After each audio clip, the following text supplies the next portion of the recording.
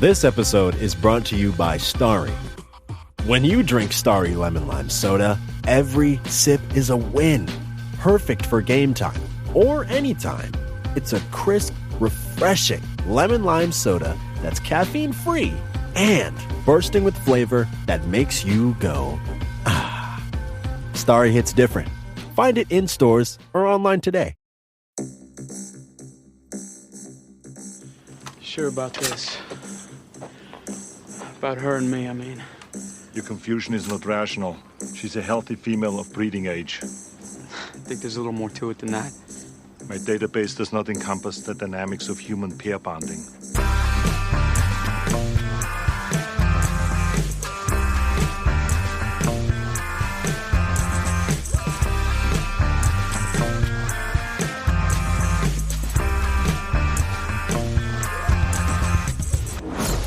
Hello and welcome to Unequal Sequel. My name is Dave and I'm one of the two hosts of this calm podcast. And my name's Rich and I'm the other host of this calm podcast. Think of me as the Terminator to Dave's Sarah Connor. He owns every weapon imaginable and I'm an android who will never stop. Okay. The premise of Unequal Sequel is very simple. We ask our guests their best ever sequel, their worst ever sequel, and finally their dream sequel. And of course we'll sometimes drift off and talk about other things, not just movie related, sometimes life in general. And sometimes Claxton do drop big fat spoilers. So if we mention a film that you haven't seen and you don't want completely ruined, then just pause us, skip along, go write that letter, go reach out to that friend that you haven't spoken to in a while, and then come back and it will all be over. On today's episode, we are joined by Doaly. Doaly is an incredible artist. You may not have heard his name, but you will definitely recognise his work. He has done work. His work has been on the cover of Empire magazine for Shang-Chi and the Legend of the Ten Rings. He has done loads of Marvel stuff, including most recently the Secret Invasion poster, which you'll also, if you go onto Disney Plus, it's the thing that pops up on Disney Plus, the brilliantly animated thing on there. Yeah, because we're very excited to sit down with Doaly and chat all things sequels with him. These are Doaly's Unequal Sequels. Enjoy!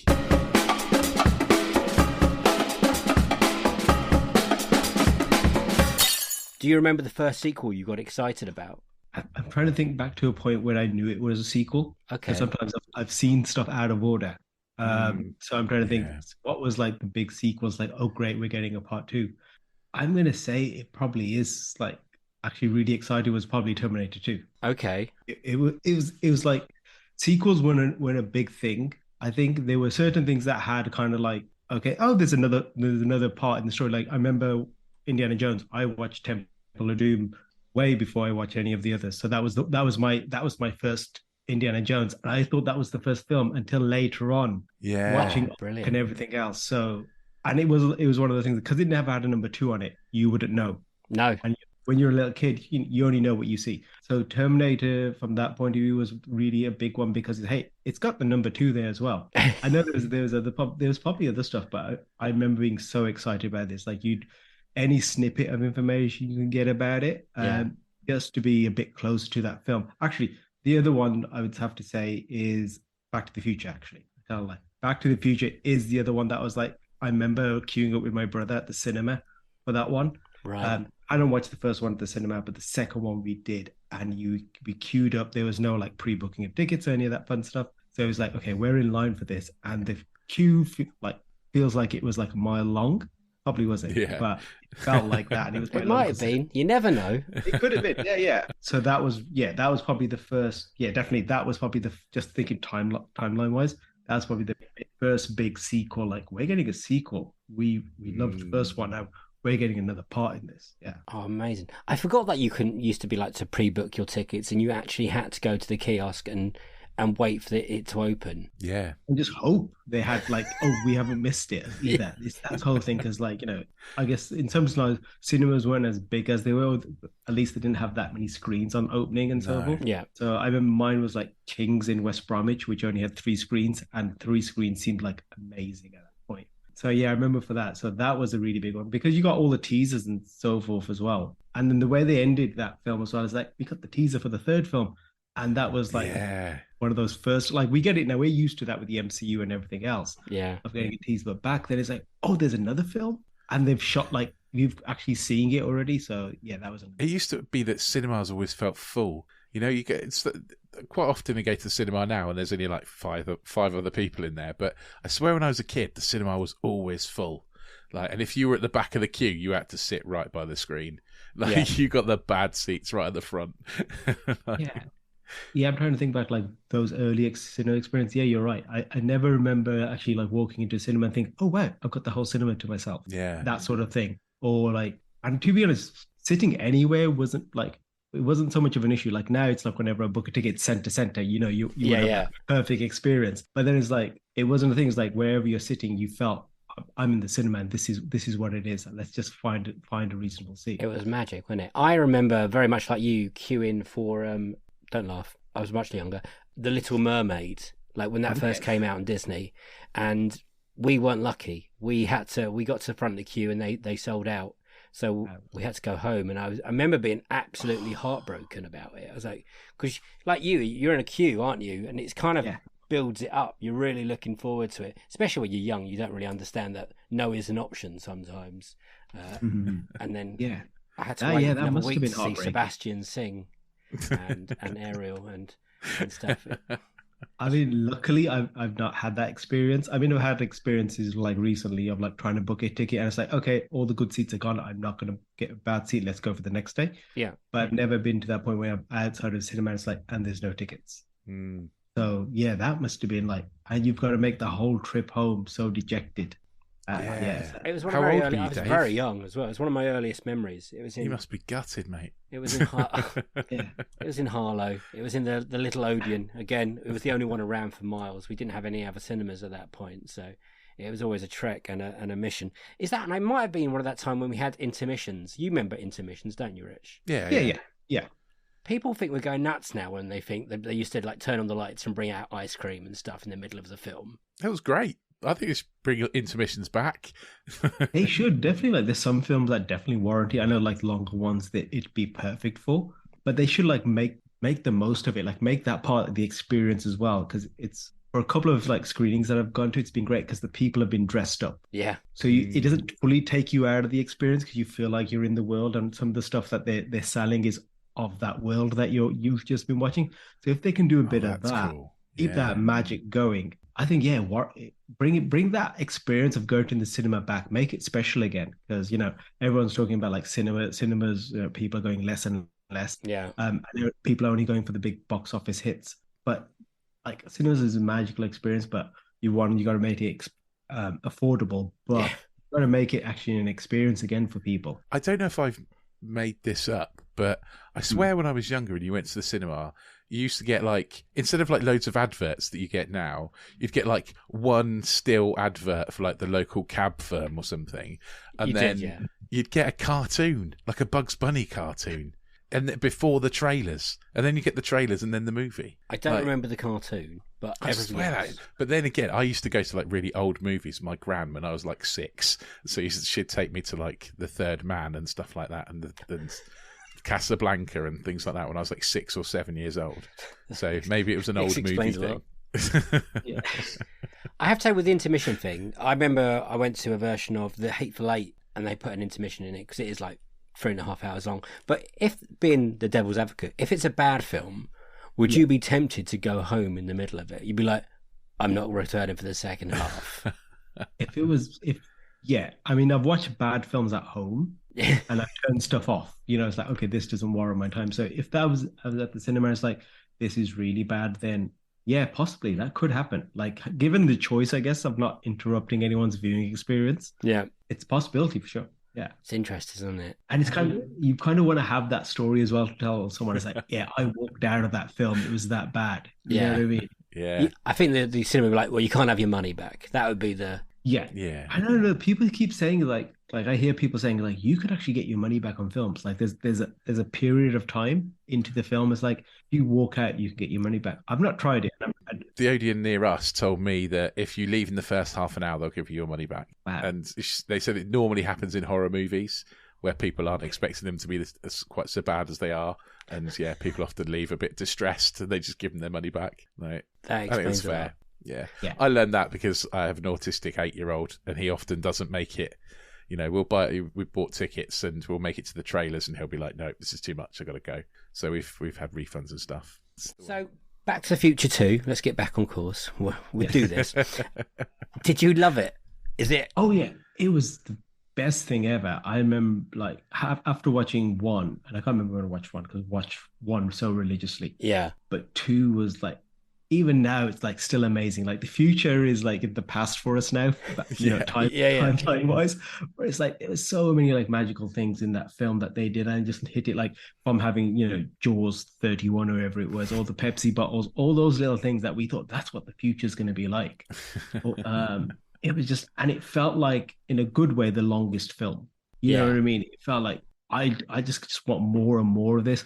They went into the future, then they went back, into the past and everything. It's like, how can you make something so compelling and engaging? And I just wanted more and more of it. So what is your favorite ever sequel? I've gone with Terminator 2. Great shout. Great pick. You said earlier that it was probably your first sequel that you remember watching. At what age were you? Let's see, I was in high school and I was probably around, I want to say about 12 or so.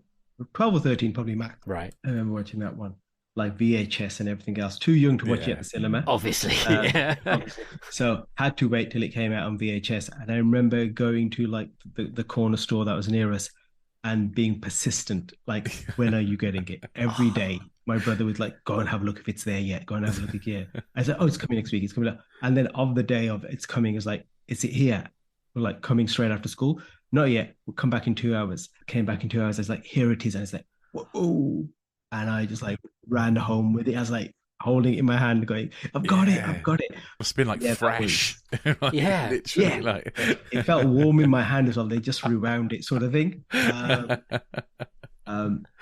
was an experience. And I think we watched it then. And I think we watched it again when my parents came home. Brilliant. Yeah, that film was like, I can't explain how, like, because it builds so much upon the first film. They're two very different films. Yeah. The first one for me is very much a horror film. Yeah. And I watched that a lot younger than I should have, to be honest. Didn't we all?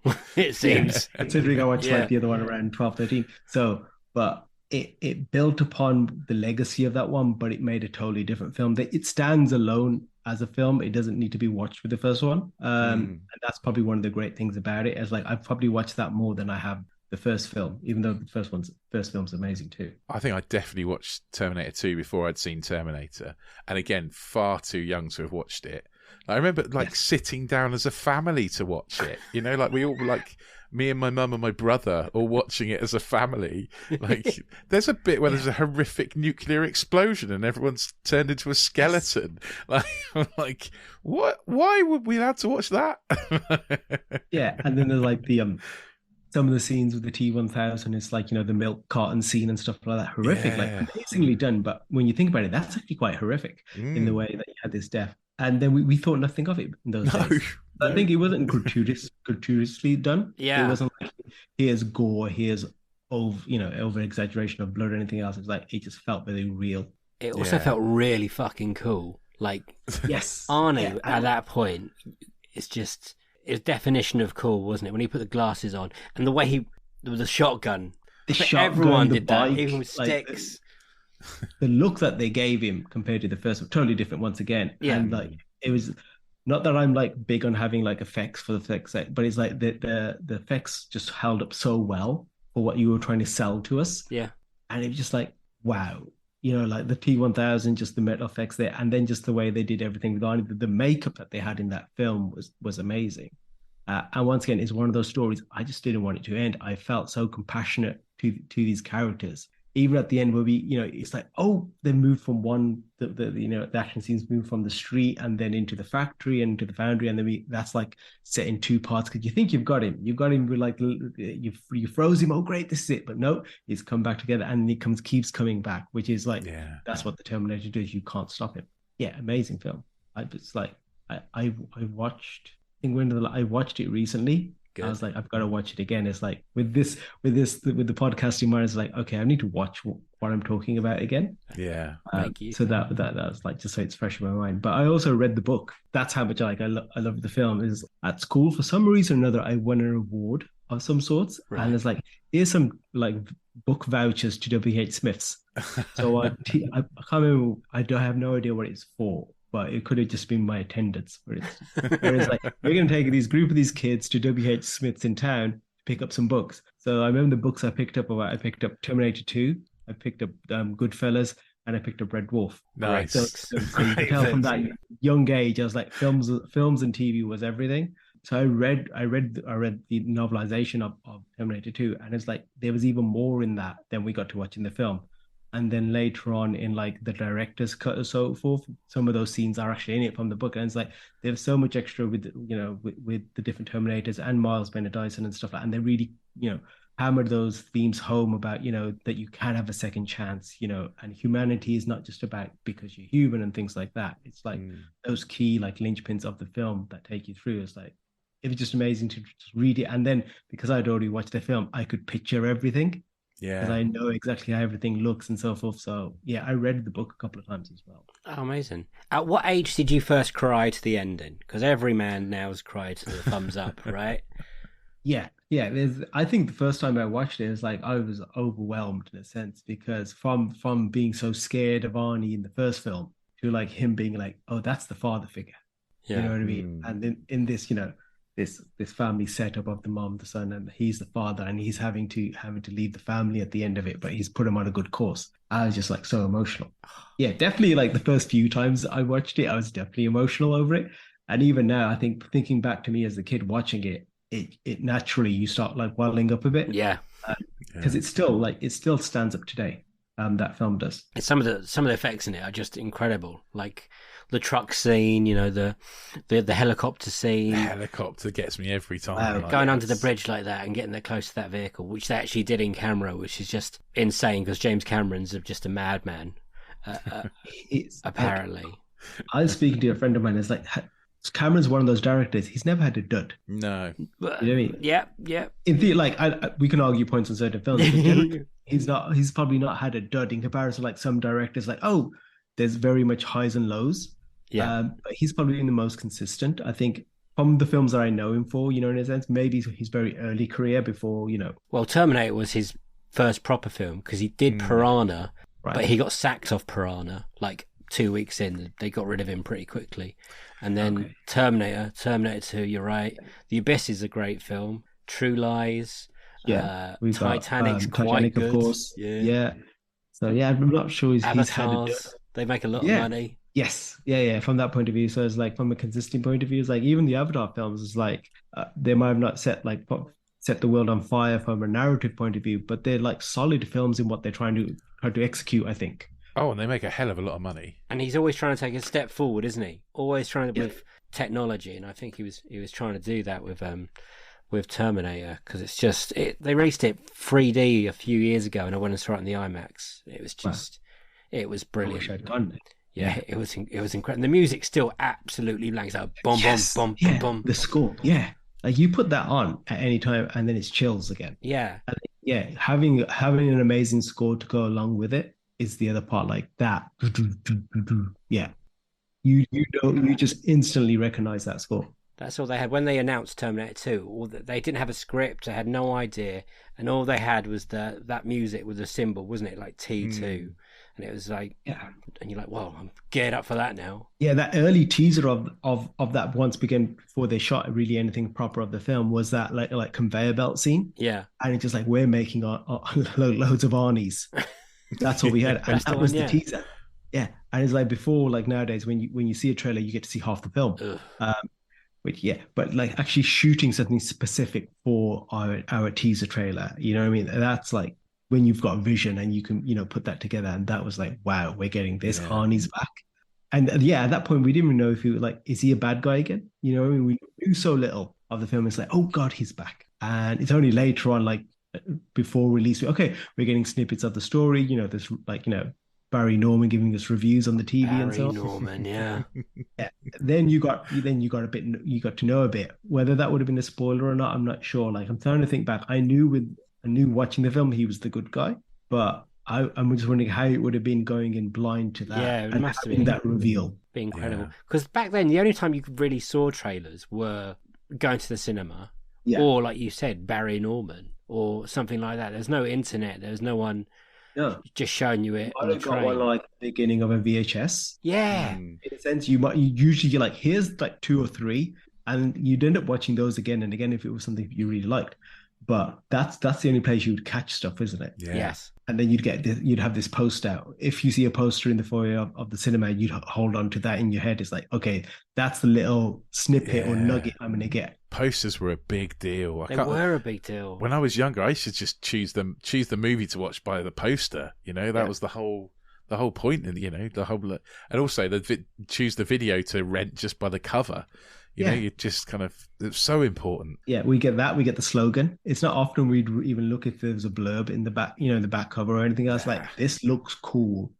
I'm going to rent it. Yeah, there's so many like B movies I watched because the art was. I'll just watch this. I'm looking at the Terminator 2 poster now, and Schwarzenegger is bigger than the actual title of the film. It's his name is massive on it, and it's just iconic. Him like in the black leather and black glasses and the shotgun, and I'm like, you will. And then the slogan is, "It's nothing personal." Okay, it I don't remember that slogan. I don't remember that one. It's the one on IMDb. I'm looking at it the moment. Coming this summer. When you rented films back then, was it 24 hours or 48 hours? It was 24, I believe. I think we had to have it, especially something like that. It was like, it wasn't like I was getting it from a Blockbuster or anything. Yeah. It's like, have it back the next day. So after school the next day, we were handing it back. Saying that, we had 2 VHS recorders at home. So yes. Did you copy them? Did I say anymore? So we watched that again multiple times. Oh, brilliant. Amazing. All my friends at school was like, you've got it. Can you lend it us? And it was basically rented out to my sell copies of it. Brilliant. Oh, well, I mean, that's piracy. No, we didn't go that far. Like, there were people asking and stuff, could you give us copies and stuff? But I did like, hey, you can have it for £1. So yeah, I made a couple of quid back. Like, I'm getting the cost back for all. Some people said, if I give you a VHS, can you copy? Some people did say, could you copy it for us? And if you were actually a friend, then that was fine. A friend. So yeah, then you end up with like copies of copies. Yeah, so like the quality, like whatever the 6th person got probably wasn't as good. Or blue and wibbly. I held on to that for dear life. Here's the master in a sense. But I think I've bought it like several times since then. So I was like, okay, I've given my money back. Yeah, you've given it back. Yeah. Have you ever had the opportunity? I don't know. Did you ever go to America or Florida and watch the T2 3D Battle Across Time? I've not seen. I've saw like the making of, because that was like, once again, trying to get another little more Terminator story. I've seen that, but I've not seen it myself. My brother, I believe, has seen it because he for a little while studied in the States. Okay. I'm sure he got to see it somewhere, or at least talked about it like he did. But no, I've seen bits of it, and I might have seen like a video of it, in a sense, like here's like someone shot it, so you kind of see it like as it should have been. But I've seen parts of it, and that looked amazing. But once again, it was done by Cameron as well, so they were all back for it. Yeah, I got to see it, and at a point in my life, I don't think I really appreciated what I was watching. To be honest, at that point, I definitely hadn't seen Terminator 1, but I had seen Terminator 2, and all I could think was like Edward Furlong looked so much older. He looked like a proper man. Right. Yes. Even in this film, like Terminator 2, you can see him growing up because they took so long. They took so long. To film it. It's that was like, even like having that war between cinema and real life, just like the way the bike comes in and they built these ramps, and then they got some of like the older like Terminator models in the foyer and stuff like that. It was really cool. And then they had like through water over you as well when things were exploding and stuff, and like the first 4D sort of experience, I guess. And just I remember there was like a big like spider sort of thing. That was one of the things that they were fighting, and it just, I think, kind of like is that 3D experience, like, oh, it's poking you in the eye. Done well from that point of view. I remember those. I think if I've got a DVD of Terminator 2, they have the making of on that, like on the extras, when films had extras. It looks great, and it was like 24 million to make or something, which for like 12 minutes is insane. Yeah. It's probably one of those like, this is the most expensive bit of film made just for like, I think it is. yeah. Making it one of the most expensive films per minute in the world. Yeah, I can believe that. I can. But That I think sounds they very ran that Cameron. for so long. You know what I mean? It was one of those things that was constantly on in whatever theme park that it was running. Yeah, I think Orlando, Universal. I can't remember studios, something like that. Were you a big Schwarzenegger fan back in the day? Then was he the main attraction at this point? Yeah, because in the first film, I don't think hardly anyone knew who he was. No. But by the time Terminator came out, everyone knew who Arnie was. I even watched like his early stuff, which was like Hercules in New York. It's rubbish, isn't it? Yeah. Well, it's rubbish, but back in there, it's like, I got to watch a bit of Arnie, and it's like I'll forgo like the bad dubbing and everything else because I was like really interesting like Greek myth and stuff back in the day. So I was like, okay, it's bad, but it's good bad. I had the poster on my wall of Hercules in New York. I mean, I had the luxury of like my parents had a shop when we were younger in days, and like we had 2 racks of videos. Right. Because of that, we used to get all the film posters to go along with it.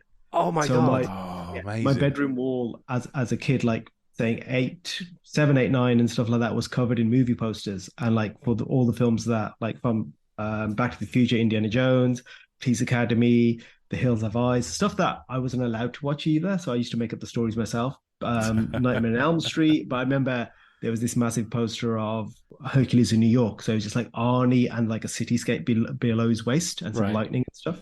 But it was like cool, you know. And I used to just like, you know, look at the posters like an inch away from them, just looking at how a lot of them they were illustrated, just looking how they were drawn back in the day. So that was my walls, you know. And luckily my brothers had good taste, so they'd like have all these great films. But we'd swap posters out quite regularly. There's some that always like stood the test of time. They would stay there. But the other ones, okay, we'll swap those out as a new film comes out. Which one stuck around? Brilliant. Indiana Jones, Back to the Future, Nightmare on Elm Street. I remember, like in my head, I know where those walls were. I know you're pointing, yeah. Yeah, I'm pointing because I know it. And then on that we had a massive one of Splash that was there for ages. I wonder why. Yeah, that was there. I think what else was like stood the test of time? It's mainly like what turns out to be like the Drew Struzan ones. They took up the longest because it's like the films are like, you know, the first Police Academy, we laughed so much at that, so we kept that up for so long, and then it only got replaced actually with like another Police Academy. Oh, so good. I remember when Police Academy 3 poster replaced like Police Academy 1. So there was certain ones that just stayed there because we loved the film so much. So why would you take those down? Exactly. Do you still have them, or have they gone? That's one thing I wish I had. I bet. Like, they were huge. Like in some cases, they were like the UK quads. Yeah. And there was like, yeah, I wish we kept them. But back then, it's like we didn't know the value of these things. And when we moved house anyway, it was like we're not taking posters with stuff off, so they probably end up going in the bin. Which like I try not to think about because it hurts. Yeah, especially what you do. But yeah, having a lot of these like original release posters, like they'd be worth so a lot of money now. Don't say that, Rich. She feels bad enough. I feel that I just think I hope they went to a good place. Yeah. Because I when we moved house from there, I just started high school, so I would have been 11. So it wasn't like I was in control of the move by any means. Damn it. So I just went along with the boxes. So I'm not sure what happened to them. They probably did go in the bin. But I hope they went to a good place as well. Yeah. That's how I want to keep it in my head. I'm so surprised you had Freddy Krueger on your wall. I watched that when I was probably around 9 or 10. Whoa!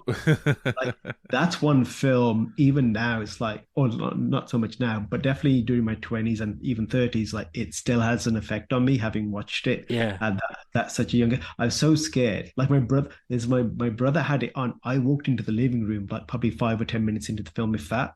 And then I just sat down and I watched it because it was on. Yeah. And then after we were done, he just walked out the room and said, "Hey, rewind it and take it back downstairs." I was too scared to go to the VHS player to like press, you know what I mean? The tape's going to get me. It was that sort of thing. So it took me a while to like, I ran, like kind of like creeped up to it, pressed stop, ran back, went back again, pressed rewind, and it like 3 steps back until it was done. It was that scary. So yeah, definitely don't watch like horror films, especially horror films that are that good, before you can actually take that sort of material on. Definitely. Yeah, it's always those kind of ones that you watch when you're too young to watch that stick in your mind, though, aren't they? Like, not even horror films. Like Wrath of Khan, the the Star Trek movie, they put like bugs in their ears. And Yes, I was like, yeah. Still thinking about that now gives me like goosebumps. You start squinting already, Yeah. that sort of thing. Like when Spock died as well, and it's just like, my God, that had me at tears the first time I watched it, because I think everyone has their favorite characters, and I watched Star Trek when I was a kid, in sense the TV show and everything else, and then the movies were an extension of that. Yeah. Whereas like Spock was everyone's favorite, or I'm guessing the other people were Team Kirk or they were Team Spock, depending on where you were. Whereas like Spock dying was a major thing. I bet. But then they brought him back. They brought him Bring back. him back, But at the point, did you think he was dead? Because I wasn't. I hadn't. At that point, yeah, I thought he was dead. I didn't think like because they had the whole funeral and everything else, and they shot him off into space. Yeah, I thought he was dead.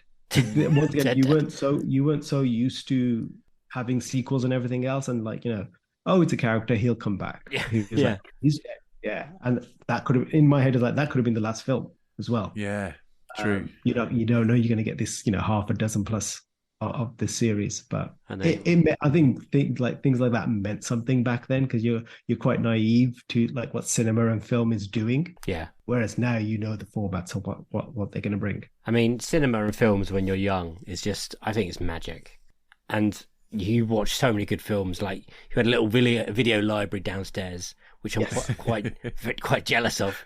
Yeah, I'm incredibly jealous. I would have given anything to live like in a video shop. My brothers say to me, I tell the story. I was like, to me, it was like a video shop. But my brothers, who are a lot older than me, they say it was 2 racks. I go, I was 7 or 8. Yeah, that was everything. Yeah, that was everything. Those 2 spinning racks that like twirl around. That was like the mass, such a huge library for me. So I still remember it being this massive thing. Were your parents quite liberal about what you could and couldn't watch? Is that how you ended up watching the Terminators so early? Yeah, I think, being the youngest of like three sons, so my brothers kind of had that, like, whether it's babysitting or whatever, but there's like whatever they put on, I would watch. And they would probably trust them more. So it's like, oh, of course they're not going to put anything weird on. I think the only thing that they were very stern at, there's not like nudity and stuff like that. That was the thing that there was no like, okay, can I watch this? There's a bit, there wasn't any of that. But violence and so forth, they didn't have a big issue with, which is like, it's a strange, like, okay, we draw the line at boobs or ass, but bloodshed. So that's fine. Let's try and draw it back to Terminator 2. What is your favourite scene in Terminator 2? What makes it your favourite sequel ever? I think it's probably the scene. It always stands out to me. It's the bit where the T-1000 freezes up and he's there breaking apart, and then he finally is rigid. And it feels like that's going to be the end of the film. Then he breaks apart, and I'm like edge of my seat, and it's like, oh, there's more, and he's still coming back. Where you thought you've done everything you possibly could. Arnie's, broken up. He's fallen off the edge of the truck and everything else. And I was like, this would be such a happy ending, because okay, he's broken up a bit, but he's alive. And then we fought, but no, there's more, and it's got to give so much more. It's like, you can't write, you write the stuff, but it's like so edge of your seat stuff that really makes it for me as a film. It's just like, you thought you were getting this happy ending, but no, we're giving you more. And then what it delivers after that, and it just takes it up another level. The scene where he's got like the rocket launcher, and he's just Linda Hamilton just shooting it into him. So good in this, by the way. So good, and it's just like reacting to that, and the effects of that bit. You know what I mean? Like when he's like half ripped apart, and his sound effects, his noise. It's like this trombone or something, and it's just squeaking and everything else. What they gave you after that was so much, levels higher. That it's like, wow. I didn't think there was another level to take it to, but you've taken it even higher than that. Yeah. So I think that's what makes it for me as being like the sort of like sequel for me. Where it's like when you ask me what's your sequel, and I was like, there's not many that really. I mean, if you go to a list of like sequels that top the original, there's a few out there like Godfather and so forth. But I didn't watch Godfather till so long later on in life, where they didn't as much. They're great films, but this meant so much more. Yeah. As a bad guy, to the T-1000 or Robert Patrick, he's so important to this film, because I think if Schwarzenegger as a good guy didn't have a quality bad guy that he'd been in the first film, I think this film would be a mess. Well, not a mess, but it wouldn't hit where it hits and be as good as it should be. I think Robert Patrick should get a lot of credit. You definitely should. I think it's like a lot of films of this nature are built upon the bad guy. If you can get a solid bad guy that you hate, or in this case are really scared of, then that's what makes the film real. So what has been the most disappointing sequel? So it doesn't have to be a bad sequel, but it's the one that's let you down the most. Rocky 5. Great shout. That is a good shout. That is a good shout. Yeah. Rocky 5 was one where I was like, wow, I'm coming from 4. I think that's it's the greater fall as well because of that. And then we got this like made for TV movie. And it's like, what have you done to the character? Like it's like you can tell it was like bad writing. Like you wanted to get to a certain place, and then you strung along a story just to get there. Oh, your power of attorney and your lawyer or your accountants like robbed everything from you. It's like there's ways around. You know what I mean? It's just like it's a very thin story, and this is where it took it. Did you add anything more to that character? Was there a valuable lesson or anything story to be told there? No, it was just a way of cashing in, I think, on the character. Absolutely. I'm glad they've had films since then which have like raised the character back up again. Yes. And Sly's got a chance to like act that role that he had definitely in the first 2 films that he really acted in. So I'm glad of that. But yeah, 5 was really bad. It was just like, it was a product of its time. If you look at the soundtrack and just the decisions they made, it very much was like, this is what is cool in culture these days. We're going to make a modern Rocky film. I think they're going. The problem with 5 is that, like you said, is that Rocky's had all this character growth from 1 to 4, when he's got like better and better and better as a person, and not just a boxer, but as a person. And then 5, it's just like, oh, we're going to forget all that. Like he's not had any of that growth. He's going to slide back into his old brawler in the streets kind of way. Who's not very clever. Like, it's basically 4. He's like a proper businessman and knows what he's doing, and just don't buy it. Like, there's no way like he could have just got a endorsement.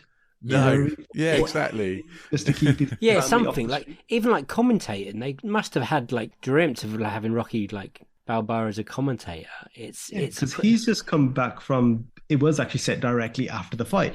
Straight after like, 4. Yeah, like you just come back from like the biggest fight in the world, and even if you didn't make any money off the purse of that one, you're the biggest thing in the world right now. And even if you've got nothing in the bank or you're in debt, you could sign 50 deals very quickly and recoup all that money. But they showed it, like the first few films, it was very much like you're getting better as a boxer, but you're getting as a person, you're learning to read, all these sort of things, like becoming a very suave person. Like you see him how he is in 3, and they did away with that. They like erased those middle films, and you're the same person that you were in the first film. It's really weird, isn't it? It's really weird, Rocky 5. It's a really stupid storyline as well, because it's like Rocky can't solve his problems in the ring because he's not allowed to fight anymore, so he's going to have a fight in the street instead. Like, how's that better? How's that like? I don't get it. How does it? He just punches harder than the other guy. It's one of those. There's got to be I understand they're boxing movies, so it generally has to end in a fight. Yeah, that's the problem, really. That is I guess an issue, but it's the reasoning why you should why it needs to be a fight and nothing else. And if it was a case of getting your family back on the street, that's that would have probably been a better angle rather than, hey, Tommy's had this Don King fellow like fill his ears and everything else that came out of it. It's just like you've made a really good film and then you made a really bad film. That hurts even more. Yeah. So were you a big fan of Rocky 4 at the time? Was that what era and age are we talking about here? Just so when did that come out? Do we know roughly? I can tell you. Must have been Rocky 4 or Rocky 5. So Rocky 4. 4 and 5. So Rocky 4 was 85. Okay. And then 5 must have been. Was 5 like 89? Well, I think it'd be the same year after. Hang on. 90. Rocky 5 was 90. 90s. Okay, so when Rocky when Rocky 5 came out, I was in high school. There's a 5-year difference. I never really realised that. For Rocky 4, I was in junior school. So this was back in back for Rocky 4. That's when I probably had a poster. We did have a poster on our wall. Oh. But by the time I got to like high school proper, then it was like we sold the shop and everything else. So no more posters after that point. Damn it. So yeah, there was definitely a difference. So yeah, they weren't the same films. And yeah, and even at that age, I was fairly queued up about films in a sense.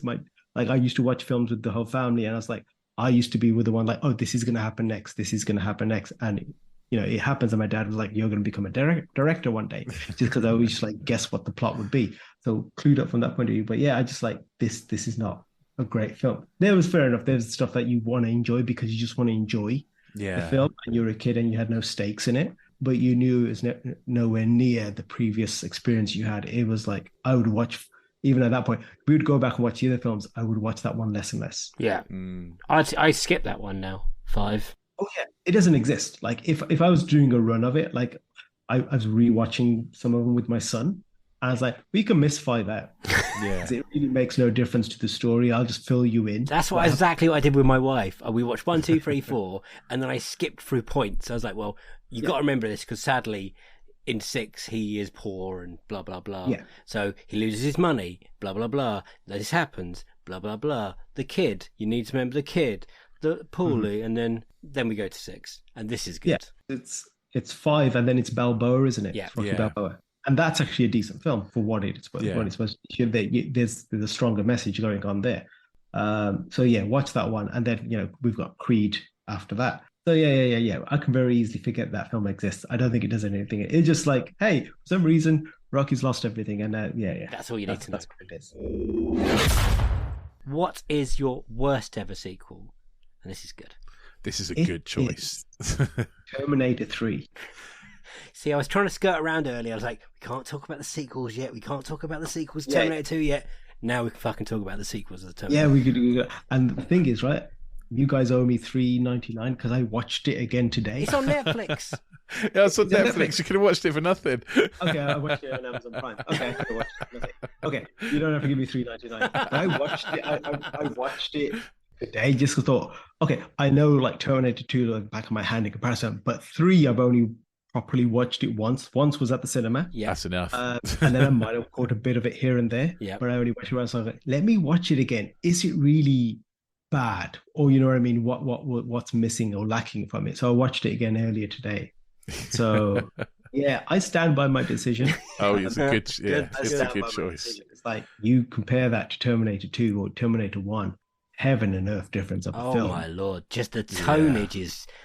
I like you. I don't think I've watched it since the cinema as well because it made me pretty angry. It made like this MTV PG-13, I mean family friendly version of Terminator, and I hate the bit when he gets his outfit. Yeah. Yes. Yeah. Just the way they did it. It's just like, well, okay, this worked in the first film. We're going to redo the same thing and just subvert your expectation, but in a bad way because we're going to make it funny. Yeah.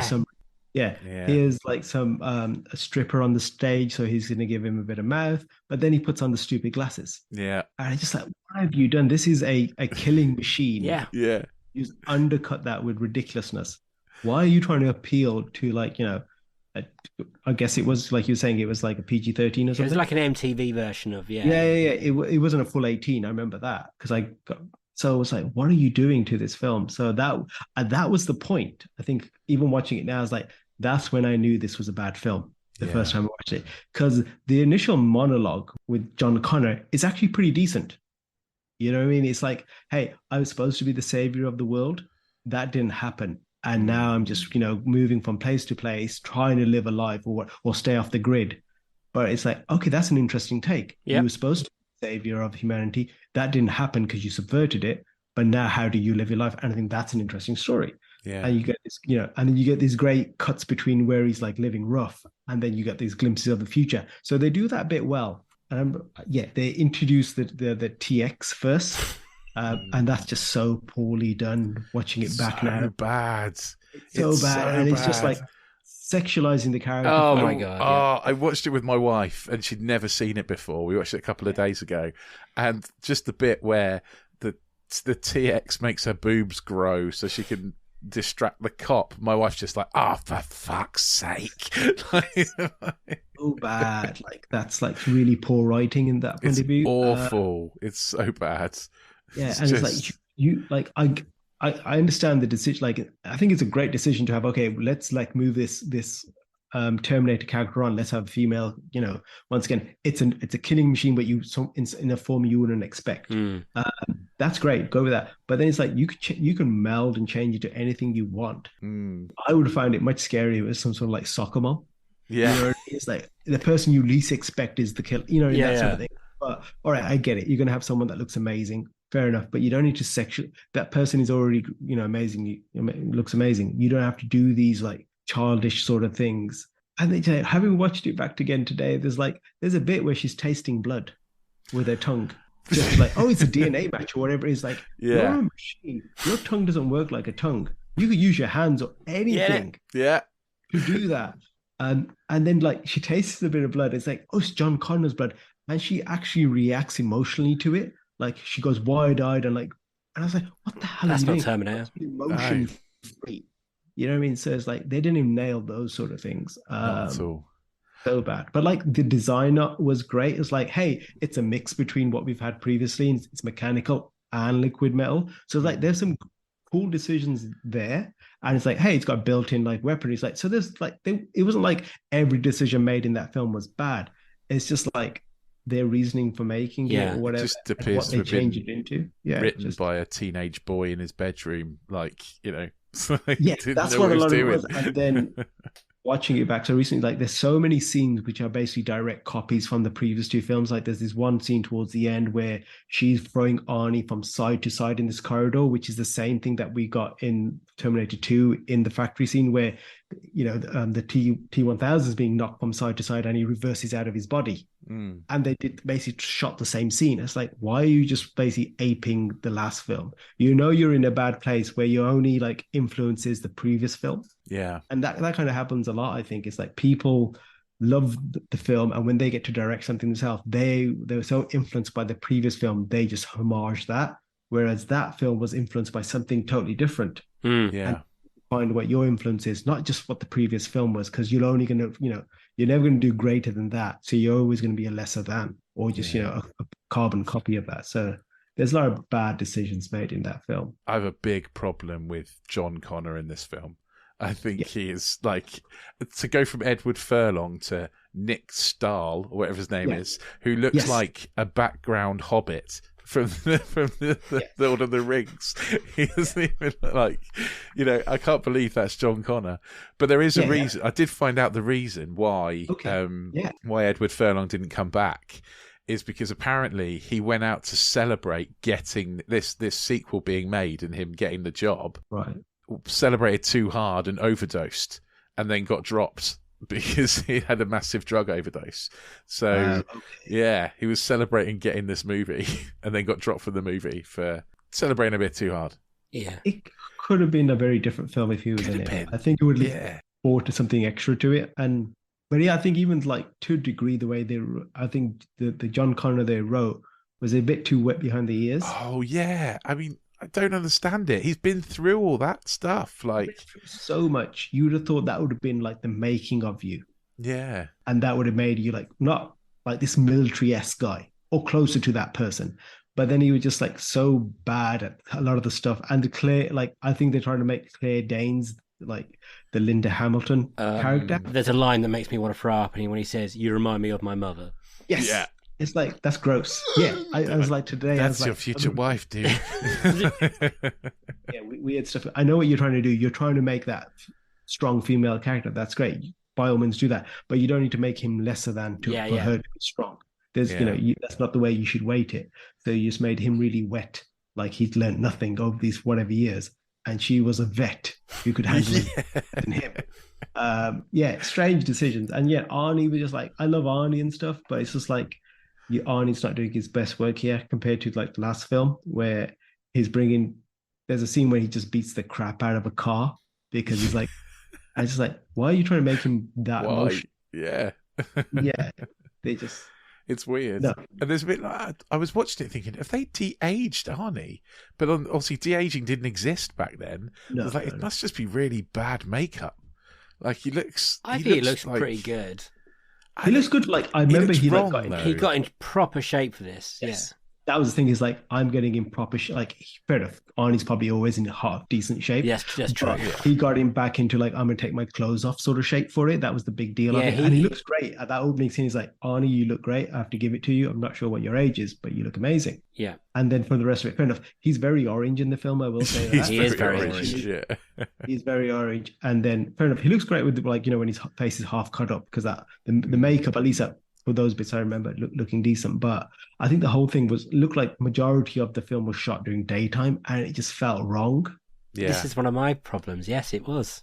It's less scary in the light, isn't it? Yeah, there's nothing like, the atmosphere is like, pretty much apart from that opening scene with John Connor where it's set at night. Yeah. It's okay. Everything else is like, it's daytime for the entire thing. Like, just, it's movie magic. Make it dark. Yeah. You know what I mean? Well, that first scene starts off in the night, and then it cuts, and it's daytime. And the big lorry thing that she's driving, that should not be very fast and not be able to catch up with anything, is going fast. That's only in the daytime. Can you explain to me how she gets the other police cars to start, but in other places she's had to wire her finger in to start the engines? That's a good point. Yeah. There's just they made like, hey, this will be cool to do. Yeah. Like, this looks cool, but it's not so cool that we want to do it every single time. So we'll just do things as a one-off. Yes. Just to show, like, it's a robot. It can do these things. Because I think that kind of comes into play later on. Hey, I did it to the car. I did it to one, like, I think it's like a T10, whatever, those tank versions of the Terminators. And then I'll do to Arnie later on, because I'll just show the finger that, oh, we know what that means. Absolutely. Yeah, exactly. So it's just like, you can reverse engineer the decision why it was made, but it doesn't look cool. It doesn't look cool at all, because at least like the first Terminator, when he did, he just smacked the steering wheel and here and put the wires together. That would be a lot easier than spending like a minute doing this thing with your finger. Yeah. There's one bit I really, really hate, which is the bit where the Sarah Connor's doctor turns up again. Yes. And talks about PTSD. I was like, oh, this is awful. This is so painful. Yeah. It's supposed to be some sort of comic relief, and it's awful. So bad. I forgot he was in it, and then I heard the voice and I knew it was him. I was like, why have you, like, you used to be a psychiatrist, I believe that was your thing, so why are you turning up to a crime scene and stuff and trying to console people? I don't know if it's his hostage negotiation or something now. It just didn't make sense, but they just to have those lines, I know what you mean, you know what I mean? It's like, okay, it's those sort of cheesy things like that. It's like, oh, we've brought this one back, we've brought this character back, and you're like, I don't care. Take him away. I think the bare bones of this film are quite good. I think it's got some themes, like you were saying earlier, that are quite good. And the end, like the idea that Judgment Day wasn't stopped, but it's just delayed, kinda, and that it's inevitable, so it's always going to happen. I kind of like that, and I like the end. That was good. It's a downer.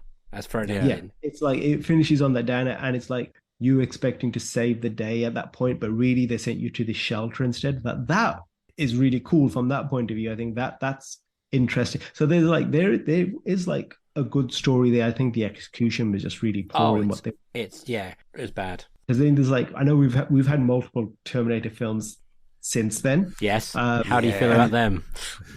There's ones like the most recent one, Dark Fate. I will stand by that film, because I think they do a decent job with that film. That's probably the best Terminator film since then. I think they execute on what they had set out. That's the thing. It's like, I don't think this one executes what they had, whereas that one actually executes on what the initial idea was. I think everyone plays their part well. Linda Hamilton being back for it, I think, is a big plus. She was missed in this film, how important she is. She's just as important as Arnie to that franchise. Yep. So they do that really well. I mean, from the other two films, we've got Salvation and then we've got Genesis.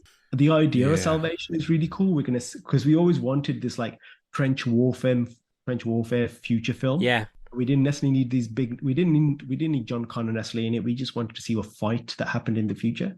So they kind of gave us bits of that, but they didn't. Once again, I don't know. If they just stuck with John Connor, I think, because Christian Bale can act, I think we would have had a better film.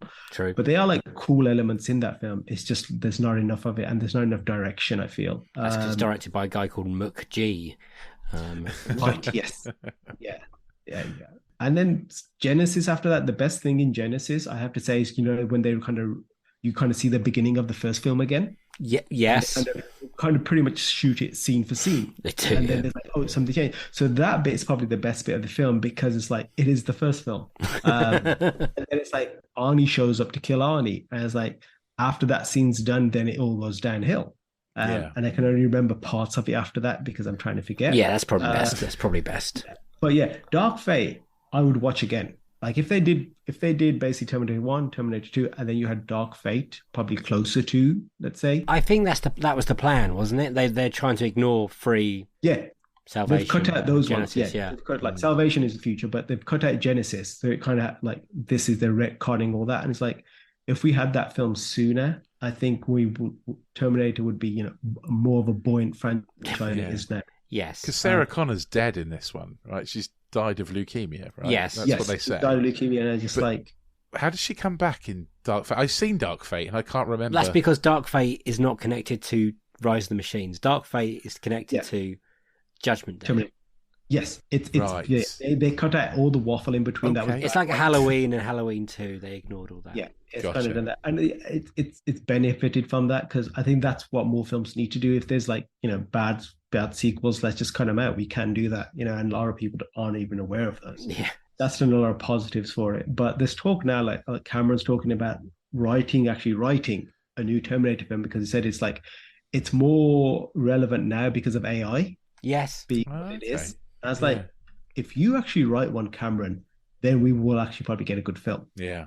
But if you write it, we will make it as well. If you write it, we will come. I think that's what's a little bit scary about this one and Judgment Day. Really, is the uprising of AI we've got now, and then we're all going, "Oh, it wasn't a movie. It's actually true. This is going to happen." Yeah, it's like I think that's and if they can actually make it somewhat scary, because like the second one is more of an action film, but there's still scares in it. There's still fear and so forth. So I think we were lacking that so much with the other films. We were never scared of the Terminators that came from them, and they missed up that capitalize on. But Dark Fate to a degree brings that back. Yeah. But that's there's certain linchpins of those films that people kind of overlook, and I think that's what they just make a horror film with the Terminator. That's all we need. Yeah. Yeah. And you don't it's a shame that in a way that you have to give it that name that it's a Terminator film, because you could do so much more with that. Like if you do like a Cloverfield thing, in a sense, set something in the world of Judgment Day's coming, but we don't know that it's Terminator and it's anything to do with that. And by the end of it, we realize, hey, we've been in, the precursor to Judgment Day all along, and then we hear the name John Connor at the end, but it's been following someone else's life. Oh, that's so it's kind of like idea.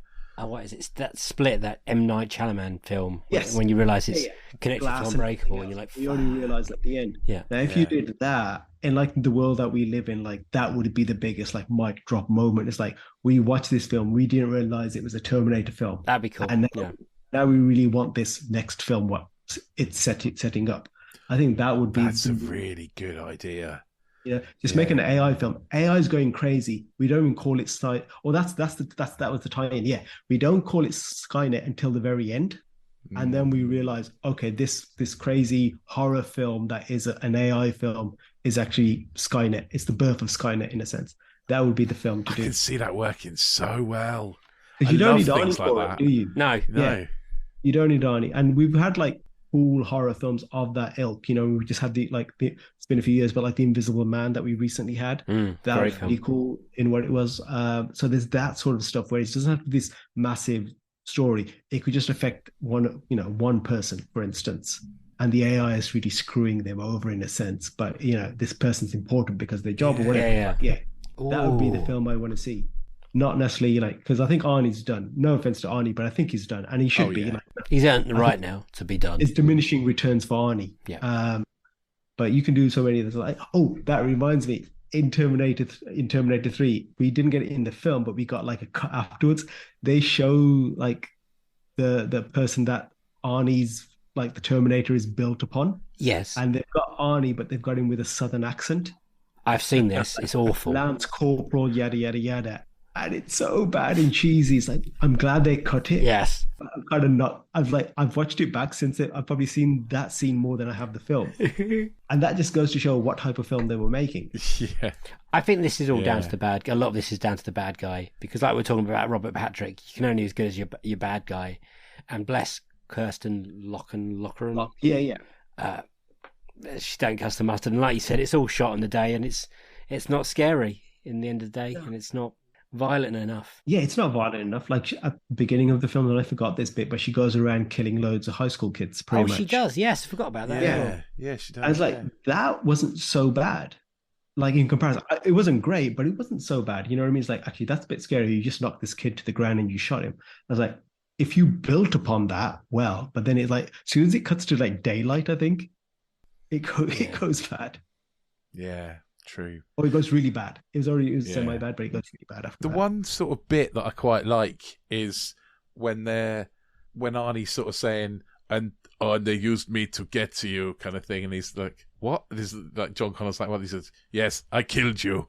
And it's like, yes. Oh, that's actually quite interesting. That's interesting. Like, they used a Terminator who looked like John Connor's father figure to get close to him and kill him. And then the Resistance have turned that into the Terminator that they send back to then like save him again. But I quite like that. That was a solid bit in it, because that actually was like, whoa, you know what I mean? And well, let's unpack that. You know what I mean? More so, but that was just like, it happened and then we disregarded it. He didn't like question him afterwards. How could you do that? There's none of that. It's just the whole problem with this film. This film is the shortest Terminator film as well. And I don't know if you guys agree that it kind of feels it, and it needs a little bit more like those bits to air it out a little bit. And I think, like we were talking about, there's some good ideas in here, but they seem to have missed all the good ideas and added bad ideas. Yeah, let's just make action. Yeah, let's make another action film, and it's a generic action film from that point of view. But like you said, the and even like the opening and the end monologue, they're very solid. You know what I mean? So if you took the ideas of what those monologues were trying to do, it's just fill it, put a good story in between. And even if it was just like, hey, it is that case of I'm coming to terms with the person that I've had as a father figure is the person that ends up killing me. But in the present time, I've got to, make amends with that. I know it's like, but there's something there at least, you know what I mean? A more human element that you can play around with. But we don't get that. And I thought that's what they were going to do, but they just go, oh, all right. Okay, that's fine. It's like, what do you mean we were married? Like, that's not the revelation. And it's like, she's your wife. That was like this big like that Arnie says. I was like, you in the future had time to actually get married and be betrothed with all these machines trying to kill you. Yeah, because they're in that big bunker by themselves. Like, how did the other people get there? Like, there's a nuclear holocaust outside, isn't there? So the Holocaust, fair enough, patches of humans, right? But they had to stay underground for a while, surely. Yeah, they did. Yeah. So, and like, there's at the end, there's like radio transmissions, like people asking for help. So it's like, okay, we've got to step up now and be these people. That would also be a good film, seeing the start of those people trying to get their shit together in that. Like that aftermath of that scene is just like, we're just trying to get to somewhere safe, and that could, you know what I mean, that could be like, those could be those pockets of stories within so they don't need to necessarily have Arnie or any of those main things, but there's pockets of stories within this world, because I'm like, I haven't read any, but I'm sure there's been like comics and novelizations and stuff like that of this world, like Terminator adjacent characters. There's lots still to play in that world. It's just a case that it's a bad thing that they haven't done justice to it. Otherwise, I would love to have a lot more within this world. I've got another little question for you. And you've spoken about the Rockies and so on. Is there ever been a franchise that maybe you really enjoyed the first one and then it got a bit rubbish, then you came around to it? Or you didn't like the first one, but you maybe liked the latter numbers in that franchise? So like, you liked the first Rocky, but you didn't, and the fourth, but you didn't like the fifth, but then you liked the sixth, and the Creeds and so on. Right. Okay. I think is anything like lasted that long enough that I'm like, I'm going to give it that much of a go. Well, we can talk franchise movies, Bond, the Marvel stuff, the DC stuff, the Fast and Furious, the Mission Bond Impossible. to a degree, I guess, like Daniel Craig brought that back. Yeah. Definitely. But then it kind of dwindled in between. We had one which was like Quantum of Solace, which I think everyone can agree that was a victim of the writer's strike, I believe. Yes. Yeah. It was. And after that, we've had some good Bond films. Probably not as good as, like, I would say, Casino Royale and Skyfall. I think those two are the best for Daniel Craig. So, but yeah, I've dipped in and out of like Bond over the years, and at some point, I'm gonna watch every Bond back to back sort of thing. We go through that sort of thing, and it's like I even enjoy some of the Timmy Dalton ones, to be honest. Like they had that, like she's still fun to watch. I think my Bond would definitely be like Roger Moore. That's the one I grew up with. Yes, that's just because of timing more than anything else. I watched Roger Moore, then I watched him first before I watched anyone else. So that was always my Bond. And it's like Octopussy and stuff like that, and which is the one with Grace Jones. A View to Kill. Yeah, those were my Bond films in a sense. Those are the ones I really grew up with, and then the ones GoldenEye and so I never watched GoldenEye until years later. Really? Yeah, but then I watched the subsequent ones as they came out in cinema. So I really enjoy those as well. I think it's pockets of time, and I think generally Bond is like, apart from that one Daniel Craig one, they're all good films. I couldn't fault him to say like, oh, that's really bad film. I never felt like I've wasted 2 hours of my life watching a Bond film. Oh, that's good. Yeah, because you kind of know what you're getting, or at least at the age I was when I watched them, I felt I knew what I was getting from them, so I enjoyed them. Like the latter ones I watched in the cinema, and I enjoyed them all for what they were. Fair enough, I can nitpick and say, oh, I wish this bit was better than this, but on the whole, I was like, I enjoyed that, especially like the opening of Casino Royale. Yeah, when it's his like third kill, is it? And the way they do that, I was like, oh, this is a very grown-up Bond. You know what I mean? From what we've had previously, like, okay, we're being quite serious with this one. So I was like, this is a great setup. Yeah. But it was the right mix of cheesy as well. Yes. Yeah, it's good. And I completely agree. I think Quantum of Solace is a low point, and then it does come back. Kind of, it does come back stronger. Rich, that's your worst ever Bond. You voted that one. Quantum of Solace is my worst ever Bond, I think. It's close with I can't remember what the Die Another Day. Die Another Day. That was my one. That was a particularly low. Which one's Die Another Day? Because the name's like... It's the Pierce Brosnan one. It's the one... Right. He drives around in Iceland on a frozen lake. He's got an invisible car. Oh, is that the one with the guy with the diamonds in his face? Diamond in his face. He windsurfs on a part of a vehicle in Iceland. He's like a surfing bit that looks so fake, it's ridiculous. It's very PlayStation. I can understand that. I can get that. I mean, but the reveal of, oh, that's the bad guy was like, oh, wow, okay. That was still a bit like I wasn't expecting. He's the guy from North Korea? Yeah. It's like, okay. That was just, wasn't expecting that, but I can understand why you would say, okay, because apart from that probably reveal, it's not very memorable. It also has the worst Bond song. It has as well. Madonna in it, yeah. So that's good. I don't recall the song. Oh no, it's not. Maybe that's not the worst Bond song. Is the Jack White? Well, that is also Quantum of Solace. It's Quantum of Solace. Okay. Yeah, that's the worst Bond song.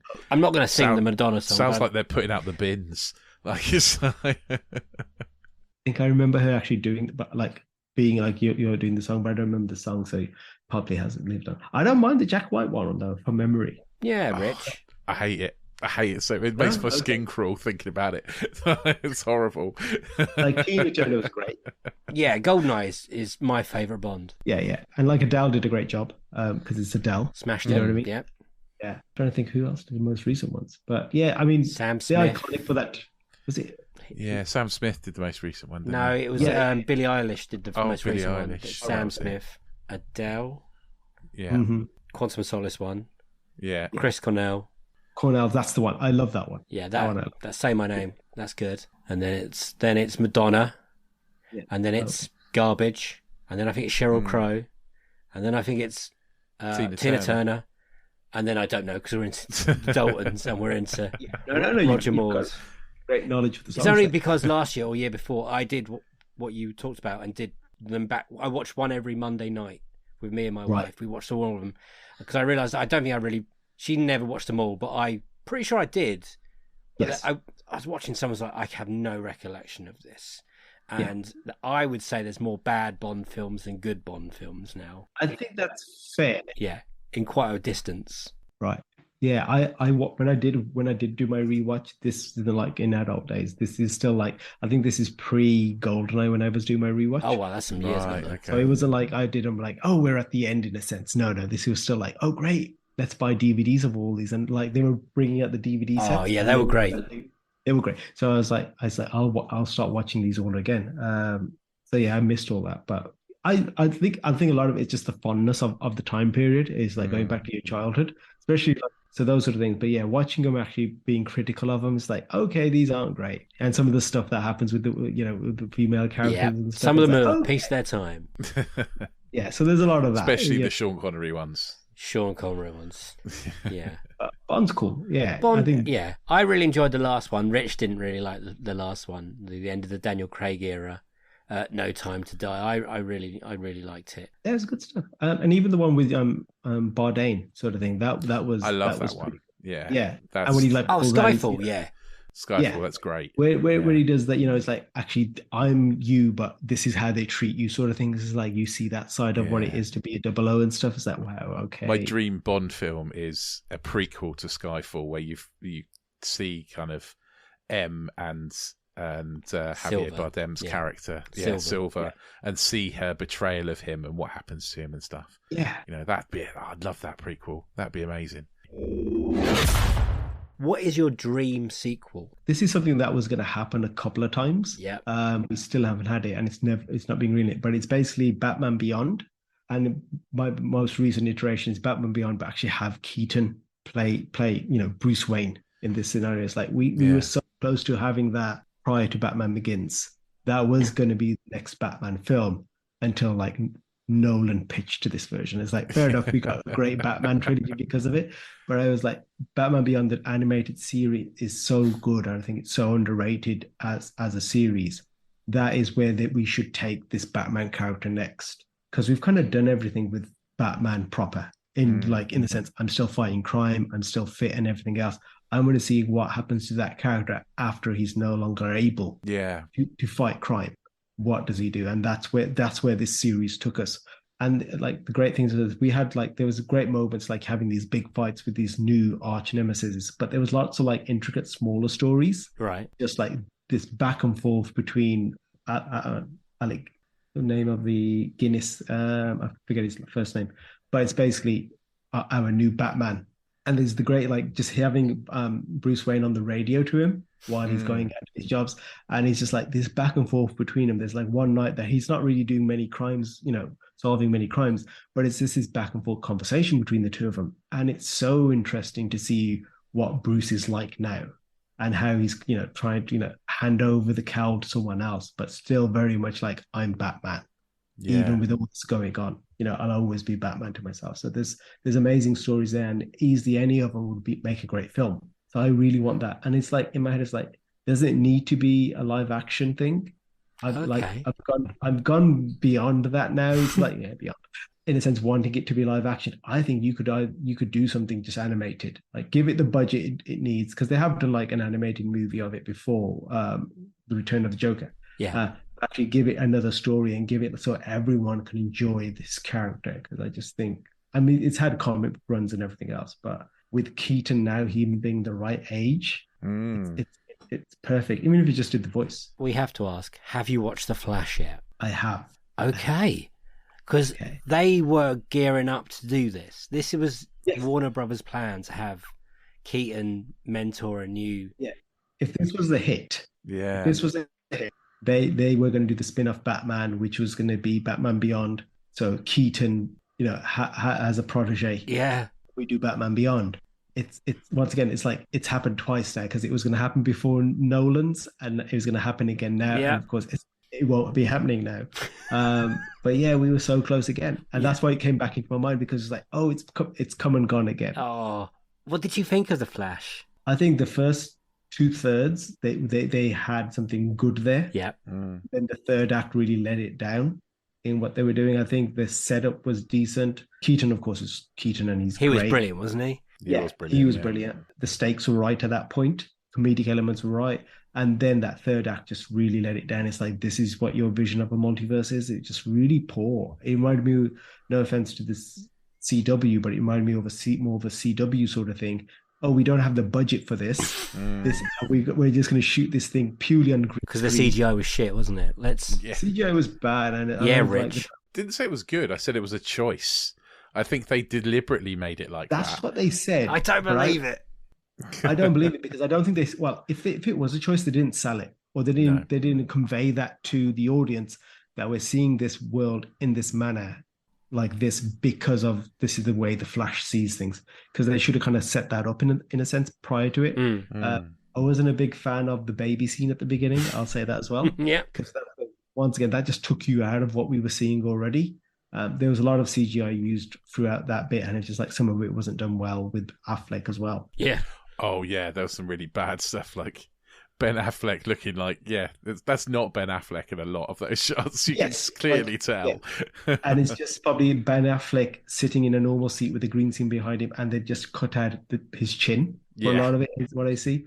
So there were some decisions made. But overall, it's like the story was interesting because I'm a big fan of like the Flashpoint comic and the animated film. Yeah. So I know what the source material of that is like. Okay, you're actually carrying some of these, these key stories along, and you're doing an okay job of it. Fair enough. Like some of it feels rushed and so forth. But then the third act really just drops the ball. And then Supergirl, it was nice to actually see like a Kryptonian back on screen. But there's like, they didn't give her a theme music.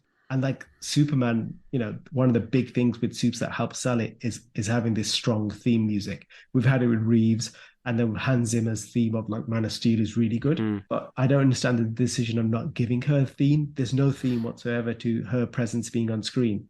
So I was like, they undersold her really poorly. I think the impact that she would have had on screen was just lessened because of that. So that was annoying. But yeah, then I don't want to be spoilers, but the stuff that they did with like the alternative Flash and stuff in that third act, it just so rushed, and it just like felt like we have to get from point A to point B, and we're going to do it quickly, and it's just like once again just poorly done. They could have seeded that out across the movie a bit more, rather than it just turning up at that one point. And then the way they like the one cool thing was I guess Nicolas Cage and the Spider. We finally got that. If everyone's aware of the stories of like Superman Lives and everything else, like that was cool. I was like, okay, it's a nice cheeky nod to this thing that could have been and rightfully shouldn't have been, but we finally got the giant spider scene, Nicolas Cage. But yeah, the way they did Reeves and everything else, it just like it was done poorly, and I just think it took away from those films.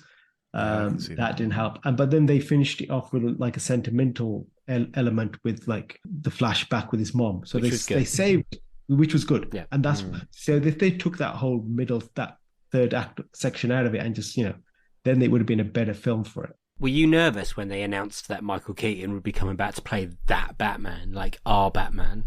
Yeah, because I was like, I'd seen Keaton in a few things since then, Birdman and so on. He's great. Yes. But I was like, how much of a Keaton actually are we going to get? Because, I'm expecting to see Keaton in a few bits and then just a double in a sense. Yeah. But nervous, but I was like, what they used him well for what they used him for. And I think Keaton brought what he needed to that bit. Yeah. I think if Keaton wasn't in that film, it would have paled. I don't want to like bag on films and stuff. Like, I know everyone, like, being from a creative point of view, everyone tries their best. Yeah. Everyone doesn't plan out to make a bad film, Yeah. So they're trying to make the best film possible. But yeah, that film very much would be nothing without Keaton. I think that brought a lot to that film. Yeah. Because it's a Batman that everyone loves. Yeah. I don't think anyone says anything bad about the 89 Batman. Would you like the 89 Batman, or are you a fan of the Returns as well? Do you love those two in particular? I'm a big fan. Well, Returns, not. Yeah, I like Returns. I think I see those two as just being the same film. Because they meld together. They're the same. It's not like there's a big disjoint between the two. They're the same flavour, aren't they? Yeah. Do you want Tim Burton back to do your Batman Beyond, or do you want someone? No, I wouldn't want it to be a Burton film though. I think that there's a world that saying that Burton probably could do something great like this, like neo-noir is what they're going for within that series. So he possibly could be great for that. But it's like, I don't think because I don't see Keaton getting it now. And if we can't have Keaton, do we wait for Bale to be like super old now? Okay. Or old enough is the only other credible Batman I would want. Yeah. If they just started from the Batman Beyond's point and just cast an older actor so that he had no relation to any of the history of Batman, and we cast a younger man, would that work for you? Or would you be like, ooh, let's get George Clooney? I think one of the things, like the bits that also worked well because of that series, we had Kevin Conroy still. Yeah. And he was our animated Batman. So we had this lineage. I think that's the other reason why it worked really well. We've gone through all these adventures with this Batman because of the voice acting and the, character design and everything else. Tim Bruce still overseeing like the design and animation of this. So that's partly why it worked. We've had this lineage. It's the same person. I guess they could do it with someone else, but I think then that actor that they get is got to be so strong, acting chops wise. Yeah, and he's got to have a lineage of films at least that we believe this person's gone through the walls. Yeah. Just not George Clooney. Not Clooney, because he turned up at the end of the film, and I was expecting him to have an espresso. That's what he looked like, right? Yeah, he looked like no offense to George Clooney, but I've seen him more lately selling coffee more than anything else. And also, he's in the worst Batman movie. He's the worst Batman. Batman and Robin is awful. And it comes out that like Warner Brothers were begging Christian Bale to do that scene.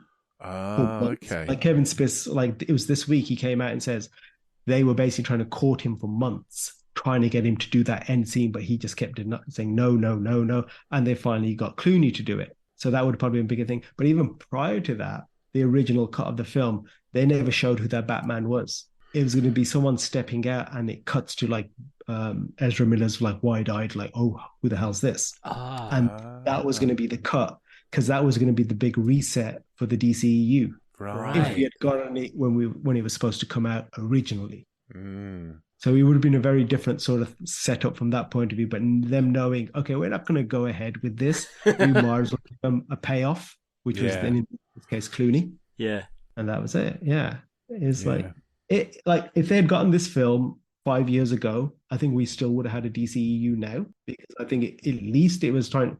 It did a lot of things well compared to some of the previous films, which it didn't. Whereas this, at least, a decent enough, superhero film. Are you excited for the James Gunn DC universe? I'm excited. Yeah, James is like, he makes a very compelling superhero films. He makes you care about the characters, which is the biggest thing. Yeah. He writes very character-led pieces, and it's not always like the world's, like we have to save the world or the galaxy, but it's very much about, these characters and their relationships to each other. The backdrop just so happens that something big is happening.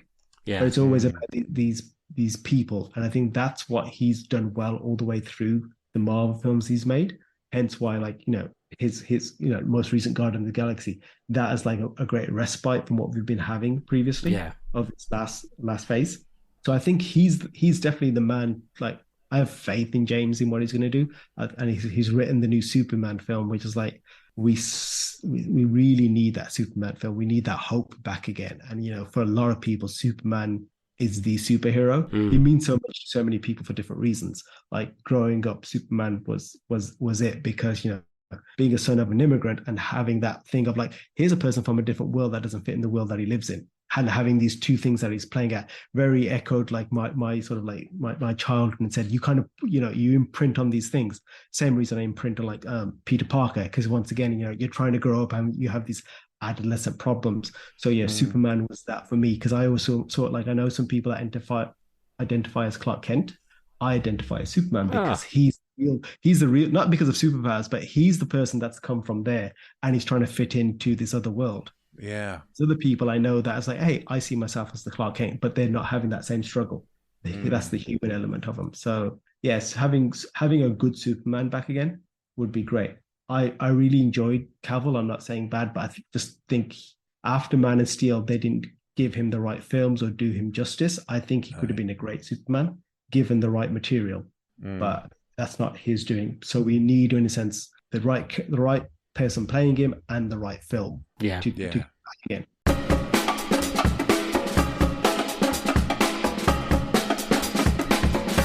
Those were Doaly's Unequal sequels. Well, there's a lot of Terminator in there. That was a Terminator ride, wasn't it? But the man... It was. You can see why he's so good at what he does. Cause oh, yeah, absolutely. Loves films. Really loves films. His movies. Grew up with a lot of films. Had a little like video shop bit in his mum and dad's shop for a while. So jealous of that. And the posters. I loved that little chat bit, by the way. I was very jealous of that. The posters. I wish you still had those. They're going to be. They were worth so much money. They'd be worth so much money now. But yeah, Terminator 2 for best sequel. Obviously, brilliant choice. Yes. Obviously, once a season we get it, and yeah, it is one of the best sequels ever. It really is.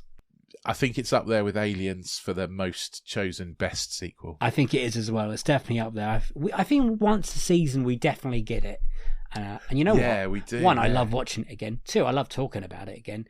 And it's great. It's a great sequel. It's a brilliant sequel. And it's always fun to talk about Terminator 2. And Doaly, I loved him watching it when he was young, and then kind of pirating to some of his mates.